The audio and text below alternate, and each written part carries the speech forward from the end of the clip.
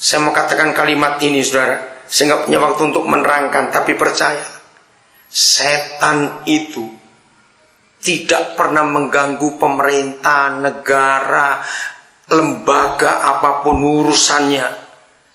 Satu-satunya yang paling setan benci, catat ini, adalah rumah tangga yang harmonis. Mereka nggak suka, mereka akan hancurkan. Maka itu suami istri, berapa kali kita saling jengkel berdua, apalagi kita pernah dendam kepada pasangan kita. Aneh bukan? Saudara, kalau kita buka lebih dalam masalah hubungan suami istri, kembali masalah tempat tidur, wah, kitab ini hebat sekali. Maka saya akan mundur ke belakang. Jadi sebelum bicara soal pemerintahan, soal kantor itu, pabrik itu, perusahaan ini, sekolah, rumah sakit, bicara apa saja, kita tadi bicara rumah. Semua dimulai di rumah. Kalau di rumah, dari malam, dari sore pulang kerja secara umum sampai malam indah, harmonis, sukacita, tidurnya enak, besok bangun paginya segar, kita kembali kepada tanggung jawab tugas kita sehari-hari. Bisa bayangkan hasilnya, suasana kantor, suasana tempat kerja itu menyenangkan karena masing-masing kita membawa damai yang luar biasa. Anak-anak kita ke sekolah, ke kampus, anak-anak kita bermain dengan teman-teman, membawa suasana keharmonisan ayah ibunya.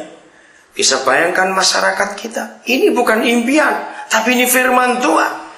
Nah, semua itu intinya dimulai dari tempat tidur kita berdua. Ada apa di tempat tidur itu? Hebat bukan Ibrani 13 ayat 4? Tempat tidurmu kuduslah, karena aku hadir. Jadi datanglah kerajaanmu, supaya bumi jadi seperti surga. Ternyata adanya di tempat tidur kita, suami istri. Bagaimana hubungan kita berdua? Ayat 20. Ada terjemahan yang salah. Seharusnya begini terjemahannya. Sebab di mana ada dua orang dan orang-orang ketiga berkumpul dalam namaku, di situ aku ada di tengah-tengah mereka. Di mana ada dua orang dan orang-orang ketiga. Nah, karena kita sudah tahu dua orang di ayat 20 itu adalah dua orang di ayat berapa tadi? 19. Siapa dua orang di 19 tadi? Suami istri. Kalau dua orang namanya suami istri berkumpul, lalu ada orang-orang ketiga. Siapa orang-orang ketiga ini? Anak-anak. Jadi papa mama dan anak-anak di rumah berkumpul dalam nama Yesus. Dia hadir di situ. Luar biasa bukan, saudara?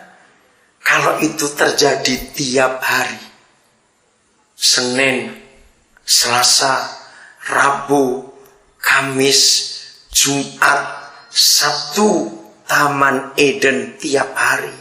Ada keindahan, ada keteduhan, ada damai. Bisa terjadi salah paham, wajar kita manusia, tapi cepat berdamai.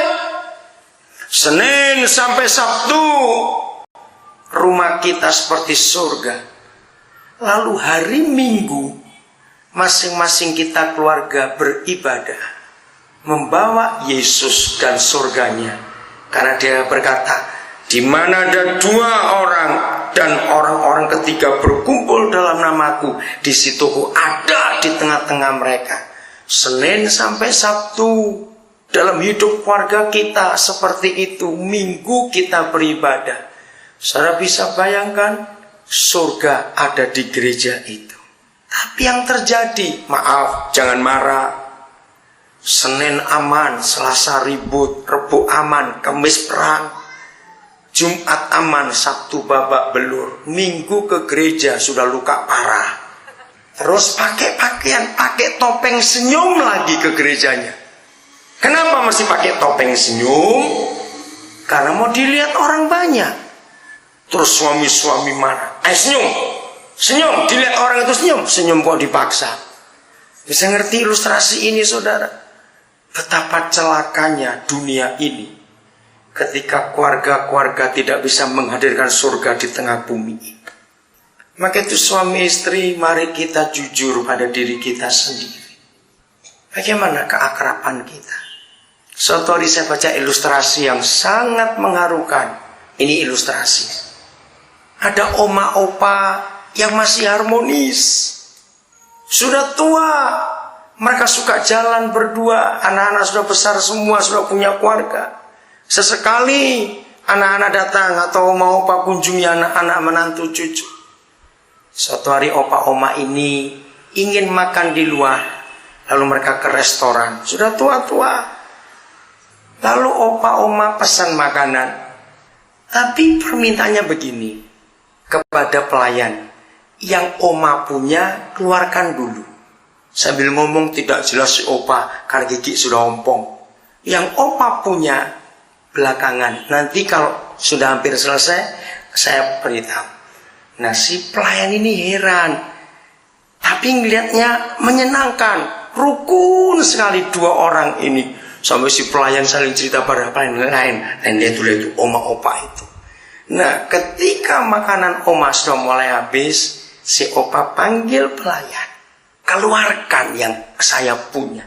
Nah begitu oma selesai makanan opa keluar. Ini pelayan gak tahan betul. Tanya opa. Kenapa makannya harus gantian?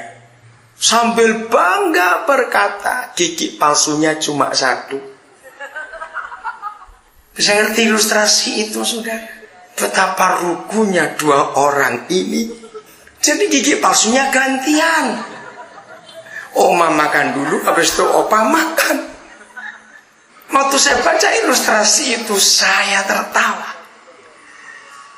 Seperti itu yang anak-anak kita rindukan di rumah.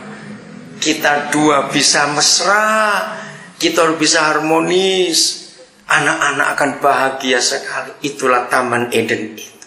Kalau semua keluarga bisa menciptakan Taman Eden, dunia ini luar biasa, saudara. Apa yang kamu cari? Di manakah engkau tinggal? Yesus nggak punya rumah, tapi percayakah saudara dia punya rumah?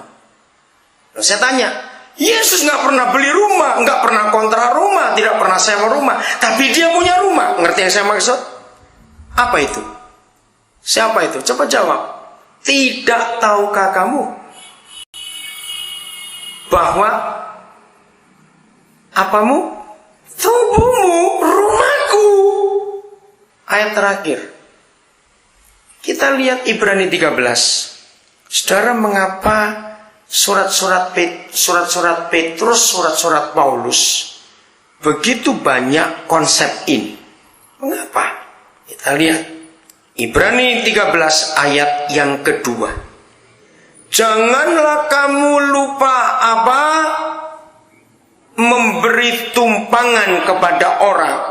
Sebab dengan berbuat demikian beberapa orang dengan tidak diketahuinya telah menjamu malaikat-malaikat. Surat-surat Paulus banyak. Saudara akan membaca nanti di rumah. Surat Petrus juga ada. Berilah tumpangan, berilah tumpangan, berilah tumpangan. Ini pesan. Kami suami istri selalu memberi tumpangan. Natal yang lalu, tanggal 21 Desember, saya kembali pulang ke Nabire. Nah, di pesawat sebelah saya itu anak muda orang kulit putih. Ternyata dia orang England, masih muda. Dia ternyata peneliti dari tumbuh-tumbuhan flora. Nah, dia datang dengan 3 orang. Satu dari majalah Trubus, karena mau meneliti tanaman satu di daerah Enarotali, di daerah tempat kami tinggal. Yang kedua itu wartawan. Yang ketiga itu orang Papua tapi dari Biak. Nah, orang ini sudah bayar untuk dia akan menuju ke satu tempat itu. Nabi nggak tahu bagaimana, nggak diurus baik.